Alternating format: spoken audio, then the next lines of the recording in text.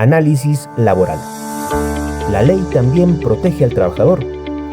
Un espacio de orientación jurídica y defensa laboral, donde abogados especialistas analizan de manera clara y práctica los derechos del trabajador, los procesos laborales y la aplicación de la ley en la vida real.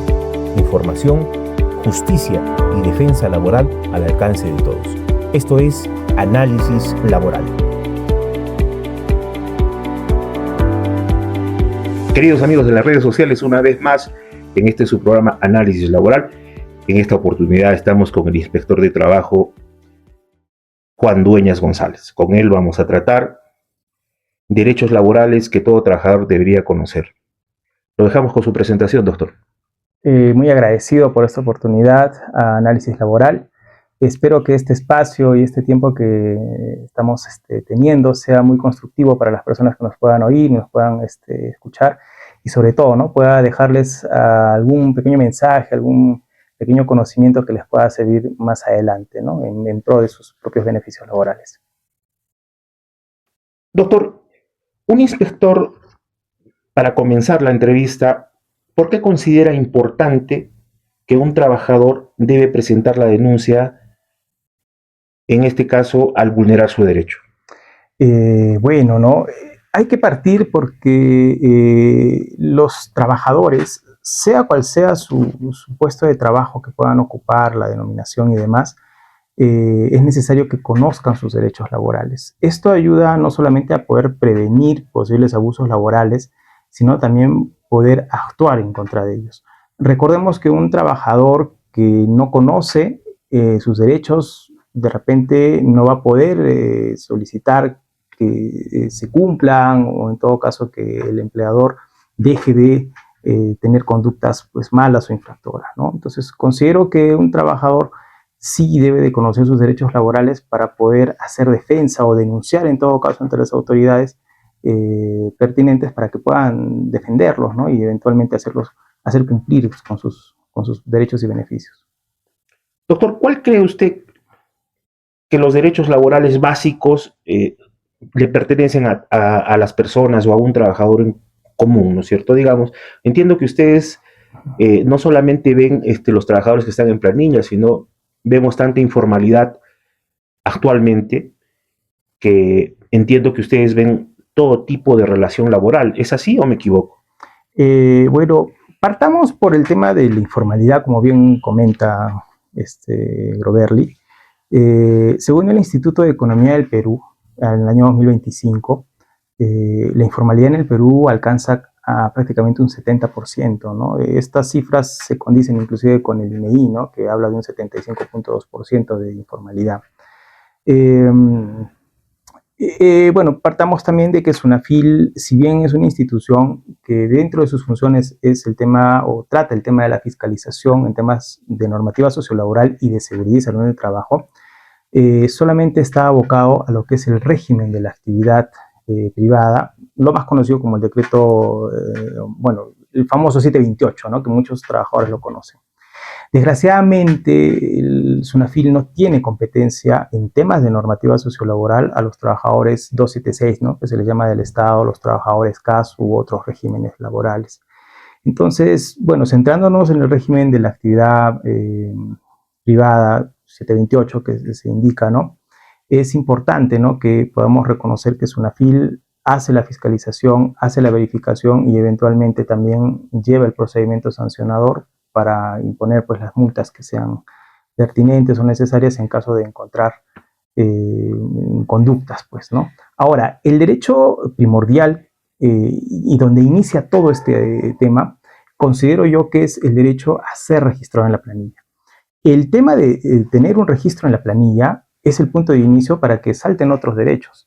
Cuando nosotros a un trabajador se le registra en la planilla de SUNAT, que se le llama el T-registro, el empleador hace una serie de declaraciones. Declaración como la fecha de inicio de la relación laboral, importantísimo para el cálculo de beneficios, señala el régimen pensionario. Ahí un trabajador va a poderse percatar si es que está en régimen AFP, en régimen ONP, si es que ha sido registrado en salud, cuál es el monto de su remuneración, si la empresa está inscrita en un régimen de micro, pequeña o régimen general. Entonces considero que el punto de partida y el primer derecho que le asiste a un trabajador entrando a trabajar, hablemos de un trabajo formal, es su registro en planilla, porque a partir de ahí se despliega un abanico de derechos que le van a ser pues propios al trabajador y que vamos a ver pues que existe una gran variedad.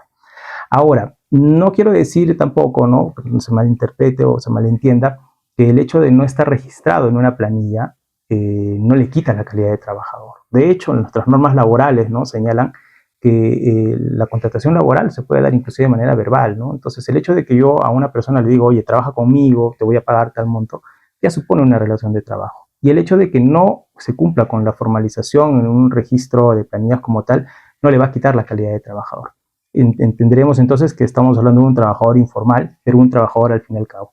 Tal vez se le puede complicar el acceso a probar, ¿no?, que ha tenido un inicio laboral, que ha tenido una remuneración pactada como tal, pero yo creo que juntando medios probatorios y demás, el trabajador igual en una relación de carácter informal puede acreditar que ha sido trabajador y puede reclamar sus derechos laborales sin problemas.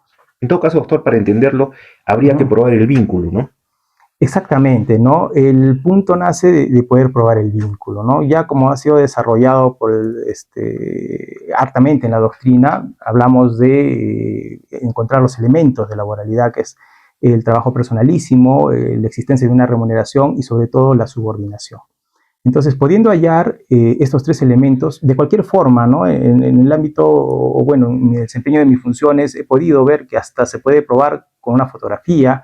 Ahora que están muy de moda las redes sociales, ¿no? He visto muchos trabajadores que participan en los TikToks de las empresas, participan en las publicidades. También puede servir como medio de prueba para acreditar pues, que ahí hay una dependencia, ¿no? Ahí salta una duda, doctor. ¿Es legal grabar a mi empleador? O sea, yo, digamos, podría grabar el hecho de tener una conversación con el jefe de planta o con el que es jefe de recursos humanos sin que después me demande, porque hay un hilo entre legal e ilegal, ¿no? Quizás usted lo entienda un poco más. Sí, de hecho, no hay ningún inconveniente en poder grabarlo siempre y cuando, primero, el trabajador esté participando de la conversación, ¿no? Si yo estoy participando, lo puedo grabar. Y segundo, el aspecto fundamental de la grabación debe estar centrada en poder acreditar una falta o inclusive hasta un delito, ¿no? Puede haber inclusive situaciones donde puede haber delitos en temas laborales, como puede darse, o como ya existe en el Código Penal, pero si es que con la grabación yo puedo acreditar que hay una falta laboral y que después voy a poder yo denunciarla, sí podría estar dentro de los parámetros legales de dicha grabación. Doctor, muchas personas reciben una boleta de pago todos los meses, pero no siempre la revisan. ¿Qué información contiene una boleta de pago y por qué es importante verificarla? Excelente pregunta. Bueno, basémonos primero en la norma, ¿no? El Decreto Supremo 0198-TR nos va a hablar sobre la obligatoriedad de la emisión de la boleta y la entrega al trabajador. En estos casos, ¿no?, algunas veces cuando me preguntaban, yo ponía este pequeño ejemplo que es, creo que va a ser un poco ilustrativo, ¿no? Cuando yo voy a comprar, por ejemplo, a un supermercado o una tienda, y yo pago, ¿no?, de hecho, mi derecho, me acerco a caja y pago de repente, o presento la leche, me compré un kilo de manzanas, fruta y demás, yo espero que me den mi boleta de pago como tal y que me cobren lo que dice la boleta, ¿no? Cuando yo reviso mi boleta veo así me están cobrando mi leche, me están cobrando la gaseosa y demás, yo pago tranquilo y me voy. La boleta de pago surte exactamente el mismo efecto que tendría cuando yo voy a comprar un producto y espero que en mi boleta de venta, en mi comprobante de pago, figure lo que yo estoy comprando. En la boleta de pago va a figurar los ingresos que yo percibo, ¿no? Entonces tiene que figurar mi remuneración básica, si es que percibo, por ejemplo, asignación familiar, si es que tengo horas extras, tiene que estar debidamente detallado. Y también tiene que estar detallado los descuentos que se están haciendo. Por ejemplo, los descuentos a la ONP, ¿no?, que asciende al 13%. Entonces, en mi boleta va a aparecer lo que yo estoy ganando y va a aparecer lo que me están descontando. Por ahí, de repente, en el mes, 2 días, de repente, en un par de días tuve que salir de viaje por un tema personal, figurará el descuento de los 2 días. De repente, por el tema de tráfico en Arequipa y demás, algunos días he llegado tarde, figurará el descuento por las tardanzas que tengo. Pero entonces, ¿a qué voy? Que la boleta, así como en la boleta de venta, cuando yo compro un producto y puedo ver el detalle de lo que estoy comprando y de lo que me están cobrando, en la boleta de pago es exactamente surte los mismos efectos. yo voy a revisar lo que me están pagando, voy a revisar lo que me están descontando y sobre todo importante, voy a verificar que lo que dice mi boleta de pago es lo que efectivamente me están pagando. Si es que yo veo descuentos que no están de acuerdo a la ley o que yo no los entiendo o de repente descuentos abusivos que puede darse o que de repente mi boleta dice que me tienen que pagar 1.000 soles y en la realidad me están pagando 800 o 700 soles, pues ahí ya es una señal de alerta. Para culminar, ¿no? La boleta de pago tiene asimismo, como ya les he comentado, los pagos que yo recibo, los descuentos que tengo, pero información adicional como mi fecha de ingreso, como mi nombre completo, como el RUC del empleador, la razón social del empleador, las horas trabajadas, los días que he trabajado, las horas en sobretiempo, ¿no? Entonces, el conjunto de esta información pues me da a mí toda una serie de datos laborales que me van a servir para yo saber cómo se me está pagando y sobre todo la información que me puede servir más adelante. ¿No? En este mismo tema, doctor, la empresa podría poner en la boleta que me está reteniendo, digamos, un cobro porque yo firmé una afiliación a una cooperativa. Sí, de hecho, hay inclusive algunos rubros, los legales que podemos encontrar, generalmente son las faltas, las tardanzas, las aportaciones, pero, por ejemplo, ¿no? Si yo estoy afiliado a un sindicato, obviamente, ¿no? Yo pago una aportación a mi sindicato para que ejerza pues, sus labores como tal. Entonces, ahí pues, puede haber un descuento, por ejemplo, por mi afiliación al sindicato. He visto algunas empresas que a veces tienen ciertos convenios, ¿no? Con cooperativas, sin irnos muy lejos, ¿no? Yo tengo algunos familiares, por ejemplo, en la municipalidad de Arequipa, y ellos tienen una cooperativa, creo que es la cooperativa justamente de la municipalidad. Entonces, a través de acuerdos internos, ellos reciben un préstamo, pero el descuento lo hacen, por ejemplo, por la planilla. Entonces, claro, si yo como trabajador lo estoy autorizando, pues sí, tendría la validez. ¿Dónde entra el problema? Cuando los descuentos no son autorizados. En relación a la jornada de trabajo, ¿qué aspectos debe conocer todo trabajador respecto al horario laboral, el tiempo de refrigerio, el descanso semanal y las horas extras? Bueno, respecto al horario laboral, hay que entender que el horario dentro de las facultades del empleador está poder fijarlo. Entonces, cuando nosotros accedemos a un trabajo, tenemos que tener en consideración que el horario nos pueda convenir o no. Entonces, eso tenemos que tener en claro. Ahora, el horario laboral, una vez que nosotros accedemos a un trabajo y el empleador nos fija el horario que debemos nosotros cumplir, lo importante es que el empleador cumpla y respete este horario de trabajo. Recordemos que las modificaciones al horario solamente se pueden hacer de manera unilateral por parte del empleador por máximo 1 hora, pero si es que estamos hablando de modificaciones mayores a 1 hora, como trabajadores tenemos el derecho de poder impugnar estas modificaciones ante la autoridad administrativa de trabajo, que en este caso sería la gerencia de trabajo, si es que nos está afectando a nosotros como trabajadores, ¿no? Estos cambios que pueden ser mayores a 1 hora. Respecto al refrigerio, recordemos que la norma señala que el mínimo de refrigerio debe de ser de 45 minutos seguidos, no se pueden partir, ¿no? Yo no puedo como empleador partirlo 15, 15, 15 o media hora y 15, tienen que ser 45 minutos como mínimo, pero como máximo el empleador puede fijar el horario máximo de refrigerio que pueda, de acuerdo a sus operaciones, ¿no? De acuerdo a su necesidad, poder fijar. Respecto a lo que son los descansos remunerados o los descansos, perdón, que tenemos como trabajadores, descanso semanal obligatorio, la norma señala que debe de ser por lo menos un día de 24 horas seguidas y de preferencia el domingo. Y entendamos esto, ¿no? No necesariamente tiene que ser el día domingo. De acuerdo también a la necesidad del empleador, el día de descanso puede ser modificado, ¿no? Si es que el empleador, por ejemplo, el día domingo necesita trabajar o es un día donde tiene bastante trabajo, como puede ser un restaurante, como puede ser una discoteca, puede variar el día de descanso, que puede ser el día martes, puede ser un día miércoles, de acuerdo a la necesidad. Y finalmente, el tema de las horas extras, ¿no? Que recordemos que constitucionalmente la jornada de trabajo es de 48 horas a la semana. Las horas extras son excepcionales y son solamente por acuerdo entre el trabajador y el empleador. El empleador no puede exigir a un trabajador realizar horas extras sin su consentimiento. Las horas extras se pagan por las primeras 2 horas con una sobretasa del 25% y las siguientes horas hacia adelante con una sobretasa del 35%. Y se pueden dar estas al inicio de la jornada, o sea, si yo entro a las 8 de la mañana y yo ingresé ese día a las 7 de la mañana, se considera hora extra, y si yo tenía que salir a las 6 y salía a las 7 de la noche, también se considera pues una hora extra. En este mismo tema, doctor, estábamos hablando de las horas de trabajo. Ujú. Y usted decía que se llama que es facultad del empleador decidir sobre estas horas. Entiendo que la normativa dice que son 8 horas laborables, o el empleador me puede decir que trabaje 12 horas y pagármelas como 8. Buena pregunta. La norma señala que el tope de horas semanales es de 48 horas a la semana, puede ser 24 o 8 horas diarias, ¿no? Si nosotros trabajamos 6 días a la semana por 8 horas, hacemos las 48 semanales.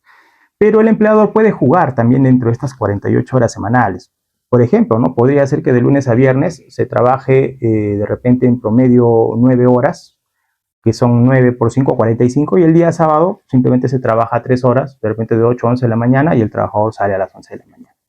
El empleador puede jugar con las horas dentro de este parámetro de 48 horas y dentro de la semana, siempre y cuando no excede estas 48 horas, y también pues obviamente cuidando el tema de la seguridad y salud del trabajo, porque también no sería dable que un empleador te diga trabajas 2 días de 24 horas, complete las 48, pero dentro de lo razonable pues no podría darse por un tema de seguridad, ¿no? No hay persona que pueda trabajar de repente 24 horas seguidas. Claro, y en el mismo tema, doctor, digamos, las empresas dicen por necesidad de servicio. Uh -huh. El caso de una técnica en enfermería Uh -huh.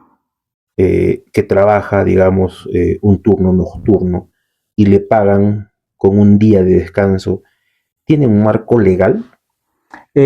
Bueno, sí, de hecho, las horas extras, si le podemos, bueno, digámoslo como son, ¿no? Las horas extras trabajadas, que son, como yo le decía, horas, en el ejemplo o la consulta que haces, ¿no? Posteriores al término del horario laboral, tienen dos formas de poder ser trabajadas. O bien las pago al trabajador con las sobretasas que yo comento, ¿no? 2 horas, las 2 primeras horas con sobretasa del 25% y a partir de la tercera con sobretasa del 35%, o las compenso, le doy un día o las horas de compensación.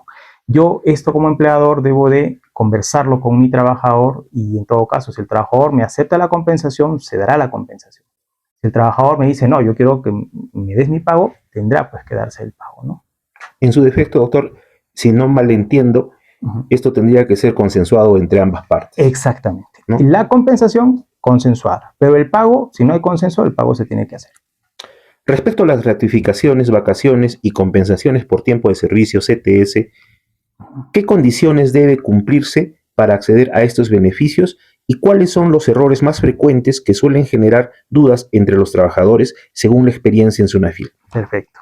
Entendamos que en el Perú existen, en cuanto a régimen laboral, y esto lo reitero, ¿no? Régimen laboral, porque también existe un régimen tributario, que a veces se confunde, pero en el régimen laboral en el Perú está la microempresa, está la pequeña empresa y está el régimen general. Dependiendo del régimen en el que se encuentra la empresa, se va a reconocer ciertos derechos laborales y ciertos no. Por ejemplo, en el régimen de la microempresa, solamente se reconoce las vacaciones y por valor de 15 días por cada año de trabajo. Si la empresa está en el régimen de la pequeña empresa, igual se reconoce 15 días de vacaciones al año, pero acá ya entra el tema de la gratificación, que sería igual por valor de medio sueldo, que se paga en julio y en diciembre. Entraría la bonificación extraordinaria, que va amarrada a la gratificación, que corresponde a un 9% de lo que se paga la gratificación, y la CTS, que también es media CTS, que se paga en mayo y en noviembre de cada año.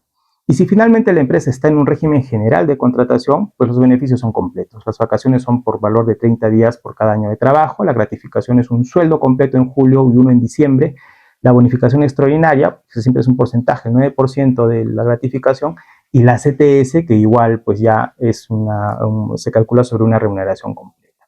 Entonces, ¿cuál es el error que a veces yo he podido encontrar? Es que los trabajadores no pueden o no saben identificar cuando están ingresando a una empresa con derechos de microempresa o derechos de régimen general, ¿no? Entonces, eso yo he visto que muchos trabajadores a veces patinan. E inclusive, yo he visto el caso de un conocido mío que dejó de repente, ¿no?, una remuneración en una empresa que tenía régimen general y ganando una remuneración mayor se fue a una empresa que era microempresa, ¿no? Y al final, cuando hizo tablas y hizo pues el balance, resulta que de repente en una empresa como microempresa, inclusive ganando un mayor sueldo, percibía menos dinero, ¿no? Menos ingresos al dejar de percibir ciertos beneficios laborales. Eso es entiendo por el régimen, ¿no? Hay régimen MIPE y muchos otros regímenes que han flexibilizado la cuestión laboral en Perú. Así es. Doctor, desde su experiencia en SUNAFIL, ¿cuáles son las consultas o reclamos más frecuentes que presentan los trabajadores sobre el incumplimiento de derechos laborales? Lo que más adolecen de repente los empleadores es en el cumplimiento de los plazos. Como nosotros sabemos, existen plazos legales para pagar los beneficios laborales. Las gratificaciones se deben de pagar dentro de la quincena de julio, la gratificación de fiestas patrias, como la que ya se está acercando, ¿no?, en estos días. La gratificación de Navidad se paga hasta la quincena de diciembre, la CTS se paga dentro de la quincena de mayo, para el periodo de noviembre a abril, y del periodo de mayo a octubre se paga en la quincena de noviembre, ¿no? Y las vacaciones pues se tienen que pagar una vez completado el año completo de servicios. Entonces, ¿qué sucede? Que muchas empresas difieren estos pagos o los hacen de manera tardía. Y generalmente las denuncias que se tratan en SUNAFIL son justamente los pagos tardíos que se hacen en las empresas, o inclusive algunas veces las empresas pues no los hacen, ¿no? O demoran inclusive años o meses en pagar estos beneficios. En este mismo tema, doctor, un trabajador recibe gratificación empezado, digamos, el mes de julio y empezado el mes de diciembre. ¿A qué voy con esta pregunta? Hay gente que la retiran, digamos, antes de que empiece julio y antes de que empiece diciembre. Y entonces, ¿ellos les corresponde gratificación o los retiran por no pagarles ese beneficio? Bueno, la gratificación se tiene que pagar, si estamos hablando de un régimen en donde se reconoce, se tiene que pagar ya sea de manera completa o ya sea de manera trunca, pero en todos los casos se tiene que pagar. ¿Dónde salta el problema? El problema muchas veces salta en la fecha en que el trabajador es cesado. Recordemos que la gratificación, a diferencia por ejemplo, la CTS, se paga por mes completo de trabajo. Entonces, si yo ingreso a trabajar, imaginemos, hasta por un día, ingreso a trabajar un 2 de enero, imaginemos del año 2026, como no trabajé todo el mes de enero, porque me está faltando el 1 de enero, yo pierdo todos estos días de enero dentro del cálculo de mi gratificación. En el tema de salida también, la gratificación, por poner el ejemplo, se paga de enero a junio, de un año, y eso se paga en el mes de julio. Entonces, si yo cesé, por ejemplo, el 29 de junio del 2026, por de repente ese día que me está faltando para completar junio, no voy a acceder al parte proporcional de la gratificación, pero tampoco no es que la pierda, sino que se pagará de los periodos por los que sí yo trabajé de manera completa. Entonces no hay esa duda razonable que tienen algunos trabajadores que despidiéndome un mes antes voy a perder ese beneficio, ¿no? No se pierden, se pagan de manera proporcional a cómo se ha trabajado. Cuando un trabajador considera que alguno de sus derechos laborales no está siendo respetado, ¿qué pasos recomienda seguir antes de presentar una denuncia? Si el trabajador ha podido identificar el derecho que se está vulnerando, yo siempre recomiendo que se converse en un trato directo con el empleador.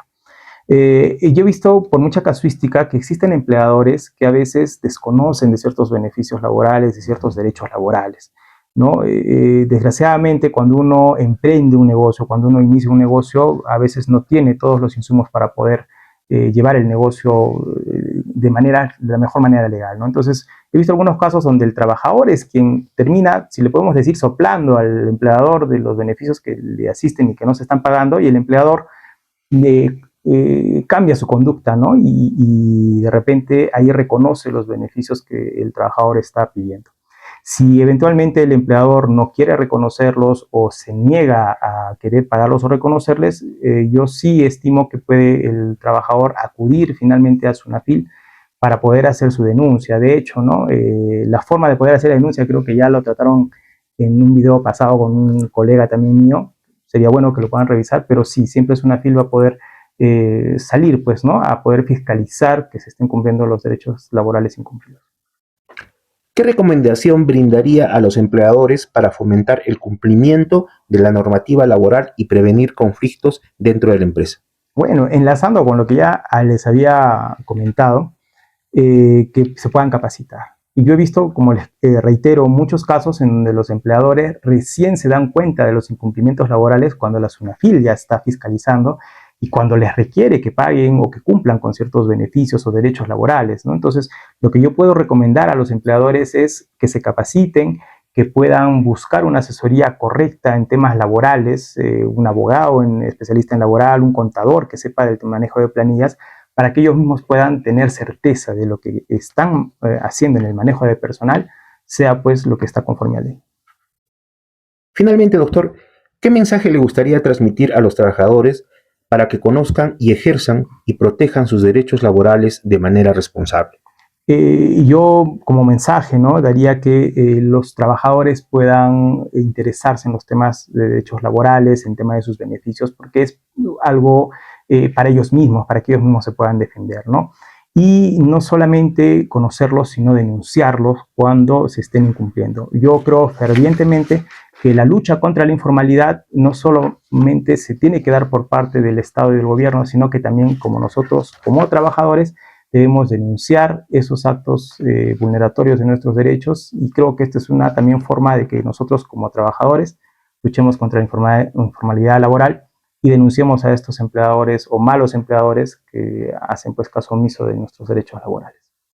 Queremos agradecer al doctor Juan Dueñas por esta entrevista. Estamos seguros que esta conversación permitirá que muchos trabajadores conozcan mejor sus derechos y obligaciones y que los empleadores fortalezcan una cultura de cumplimiento de la normativa laboral, contribuyendo así a construir relaciones de trabajo más justas y seguras y respetuosas.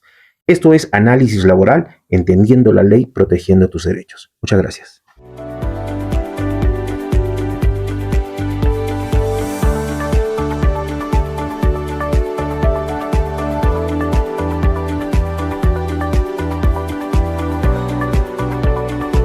Esto es Análisis Laboral.